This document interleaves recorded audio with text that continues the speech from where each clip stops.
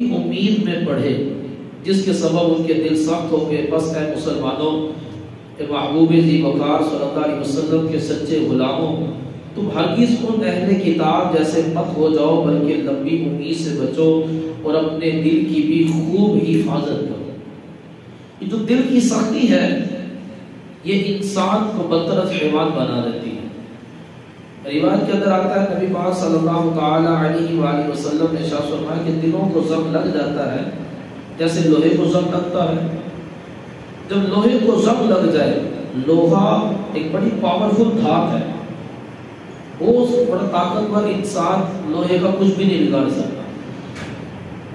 لیکن جب اسی لوہے کو زنگ لگ جائے تو چھوٹا سا بچہ بھی اپنی مٹھی پہ لے کر لوہے کو دبوچے تو فوراً مٹی بن جائے. زنگ لوہے کی پاور کھا جاتا ہے.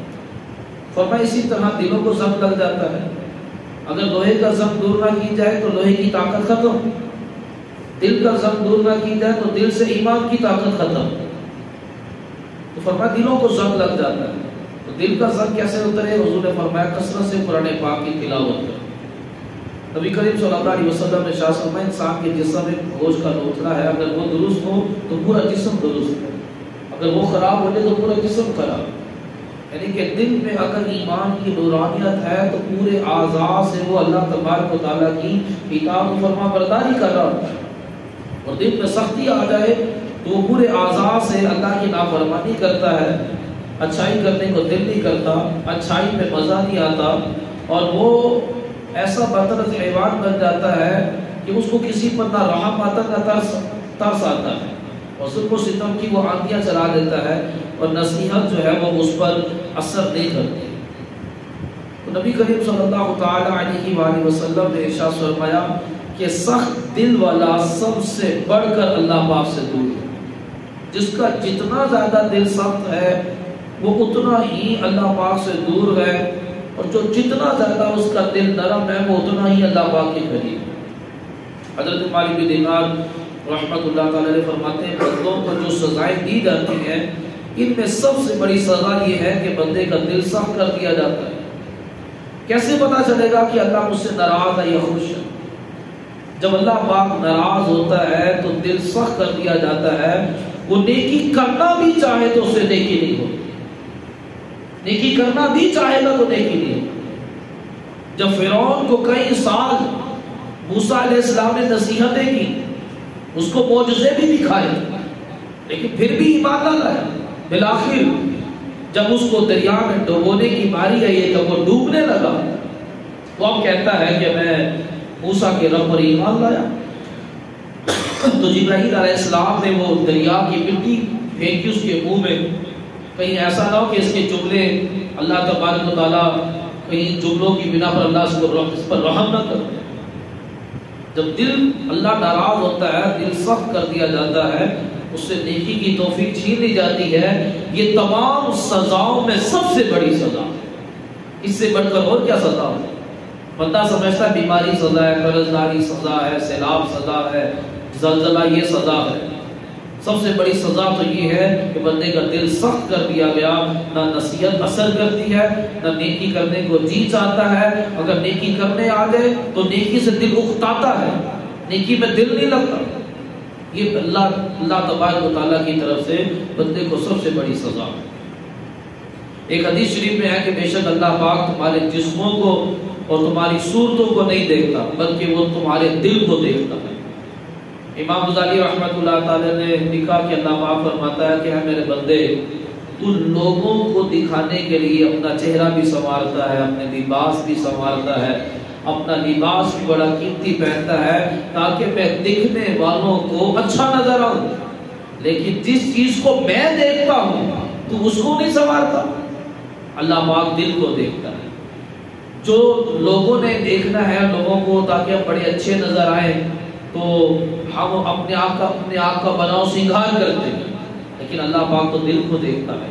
دل گندگی میں اور میل میں ڈوبا ہوتا ہے، ہمیں پرواہ نہیں. امام غزالی رحمت اللہ تعالی علیہ فرماتے ہیں حدیث سے معلوم ہوا کہ رب العالمین کی نظر کا مقام تعجب ہے. کہ جو دل جو ہے یہ اللہ رب العالمین کی نظر کا مقام ہے. اور تعجب ہے اس شخص پر جو ظاہر کو سنوارنے کا اہتمام کرے اور اپنے ظاہر کو دھوئے، میل کو چہل سے ستھرا بھی کرے تاکہ لوگ اس کے کسی ظاہری عیب کو نہ دیکھ سکیں، مگر دل کی صفائی کا اہتمام نہ کرے کہ جو رب العالمین کی نظر کا مقام ہے۔ اللہ اکبر، عاشقان رسول غور کا مقام ہے۔ ہم نیند سے اٹھ کر جب تک منہ دھو نہ لیں گھر سے باہر نہیں نکلتے، کیونکہ جب نیند سے اٹھے ہوتے ہیں تو چہرہ تھوڑا سا مزورا سا ہوا ہوتا ہے۔ جب اچھی طرح فیس کو فریش کر کے کریم وغیرہ کو لوشن وغیرہ نہ لگا لیں تب تک گھر سے باہر نہیں نکلتے۔ کپڑے پہنے ہو، لوگوں کے سامنے نہیں جاتے، جھجک محسوس ہوتی ہے۔ کوئی بندہ اپنے آفس نہیں جائے گا، کالج نہیں جائے گا، کسی بھی رشتے دار کے ہاں نہیں جائے گا، یہ کپڑے پہنے ہیں۔ آج ہمارے معاشرے میں کئی نوجوان ہزاروں روپے صرف بالوں کے اسٹائل بنوانے پر لگا دیتے ہیں تاکہ خوبصورت نظر آئے۔ ان کے چہرے پر نہ جانے کیا کیا لگواتے ہیں، اور فیشل وغیرہ میں بھی رقم خرچ ہوتی ہے، وقت بھی لگتا ہے، مگر لوگ یہ سب کرتے ہیں۔ وہ کافی ٹائم لگتا ہے وہاں پر اور پیسے بھی لگتے ہیں، کیوں؟ اس لیے تاکہ میں اچھا نظر آؤں، مجھے دیکھ کر لوگ میری تعریف کریں۔ مگر افسوس، دل میلا ہے، دل پر گناہوں کی سیاہی چڑھی ہوئی ہے، دل میں برے خیالات ہیں، بدگمانیاں ہیں، دل میں تکبر ہے، غرور ہے، دل حسد کی آگ میں جل رہا ہے۔ ہمیں اس کی ذرا فکر نہیں ہے، حالانکہ دل رب کریم کی نظر کا مقام ہے۔ سلطان عارفین شیخ سلطان بہو رحمت اللہ تعالی نے کیا خوب فرمایا، اگر نہانے دھونے سے رب کریم ملتا تو مچھلیاں سب سے پہلے زیادہ رب کریم کا قرب پا لیتی۔ اگر نہانے دھونے سے رب ملتا ہوتا تو مچھلیوں کو سب سے پہلے رب مل جاتا۔ اگر رب کریم اچھے بال بنوانے کے ذریعے ملتا تو بھیڑ بکریوں کے بال زیادہ ہوتے، وہ رب کریم کے زیادہ مقرب ہوتے۔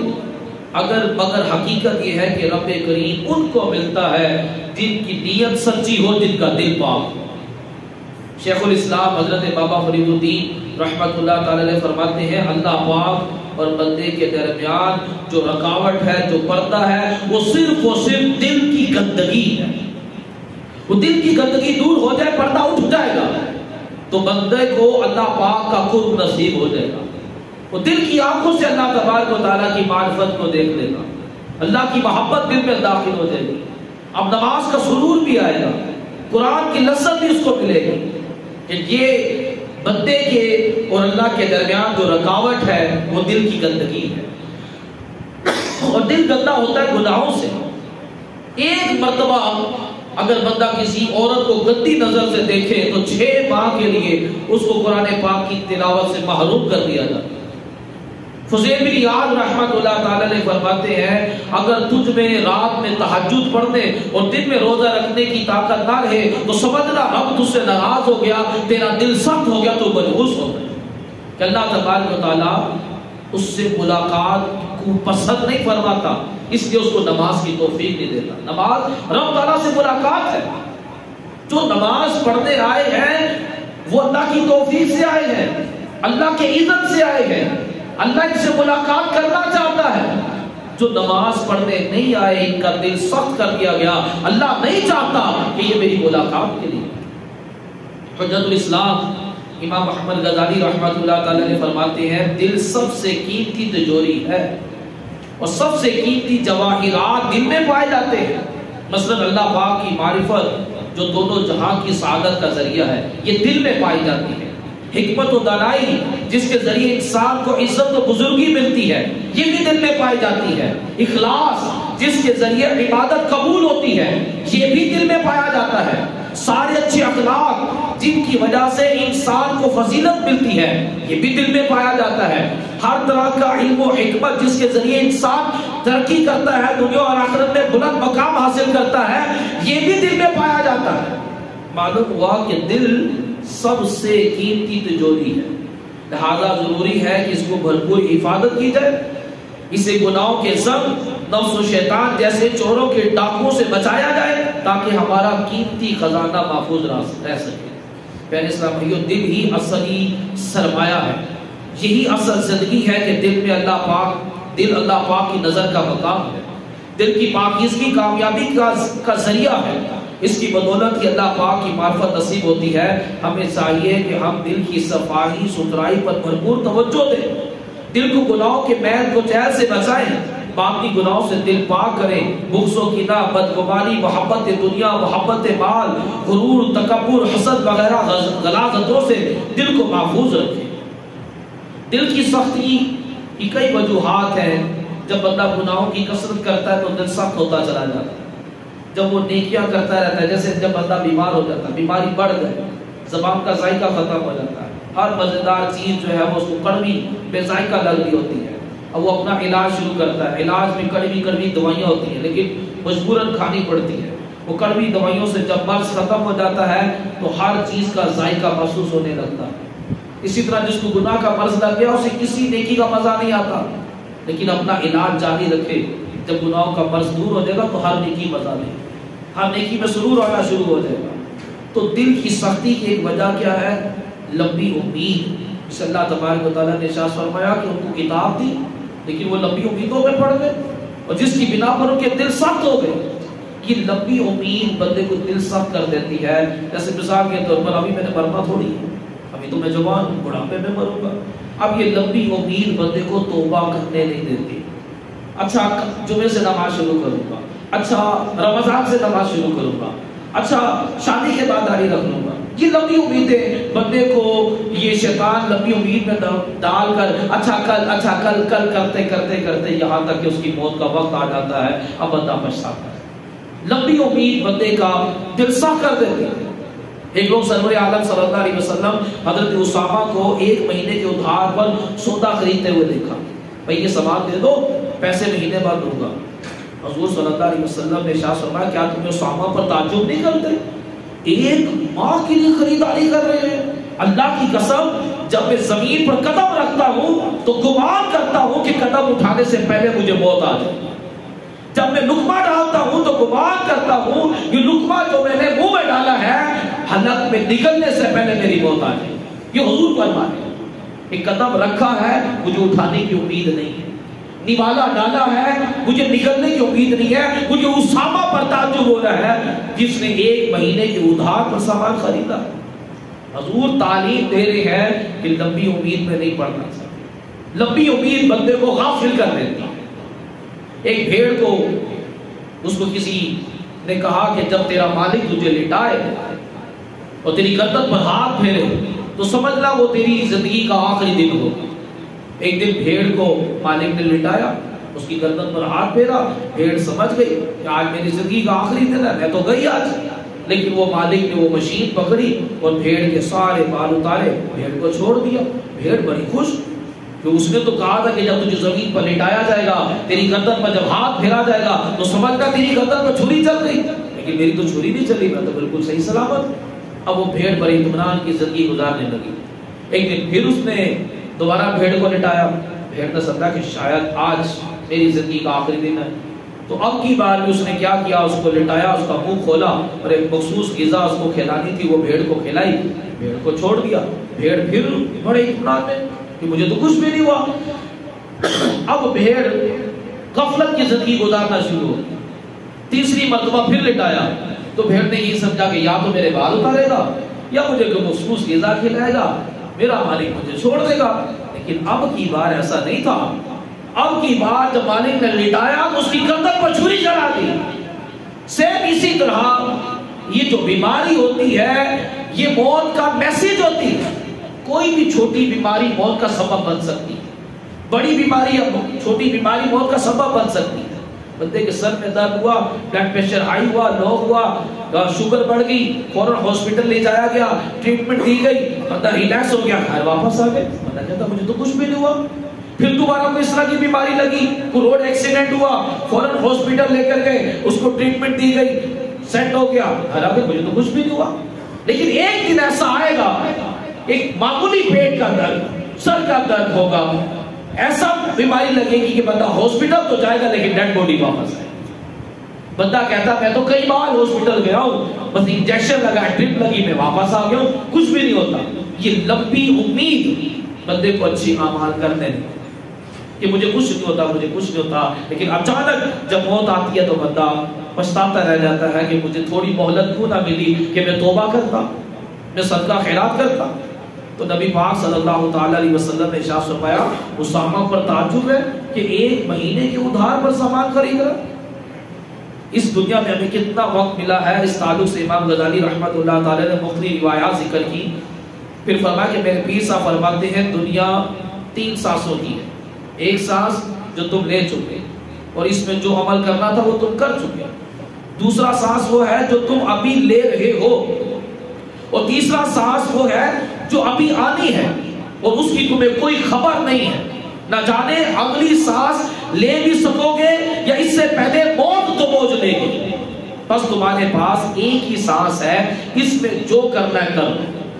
ایک اسلام بھائی کہتے ہیں کہ ایک دن میں نے اپنی آنکھوں سے زندگی کی حقیقت دیکھی، میرے ایک دوست تھے، وہ مجھ سے ملنے کے لیے میرے دفتر آئے، میں نے چائے منگوائی، چائے ٹیبل پر رکھی تھی، وہ مجھ سے باتیں کر رہے تھے، اچانک نہ جانے کیا ہوا، میرے سامنے بیٹھا باتیں کرتا ہوا میرا دوست چند سیکنڈ میں موت کے گھاٹ اتر گیا۔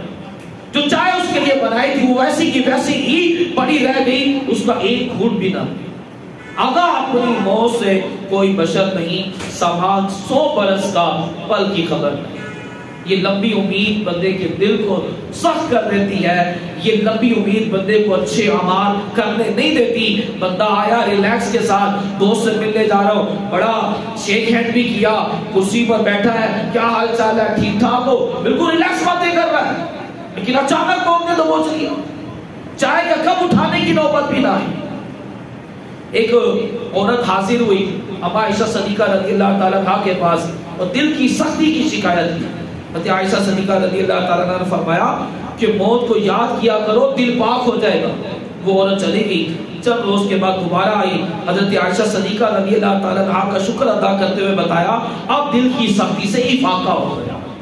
کثرت سے بندہ جب موت کو یاد کرتا رہتا ہے نا تو اس دنیا سے بندہ بیزار ہو جاتا ہے، دل غمگین ہو جاتا ہے کہ میں نے اس دنیا سے جانا ہے اور قبر میں ہزاروں سال اکیلے رہنا ہے، اس قبر کے لیے میں کچھ عمل کر لوں تاکہ قبر میں جو مجھے اکیلے رہنا میں عافیت اور راحت اور آسانی کے ساتھ رہ سکوں۔ کاش ہم بھی اپنا ذہن بنائیں، موت کو یاد کیا کریں، ہو سکے تو قبرستان جائیں، قبر کو دیکھ کر غور و فکر کریں، یہ سوچیں کہ ایک دن میں نے بھی مرنا ہے، قبر کے گھڑے میں اترنا ہے، قبر میں خوب اندھیرا ہوگا، مٹی کا بچھونا، اینٹوں کا سرانا ہوگا، قیامت تک یہیں پڑے رہنا ہوگا۔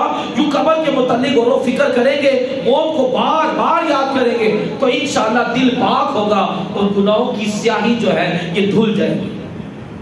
دل کی سختی کی دوسری وجہ حسد ہے۔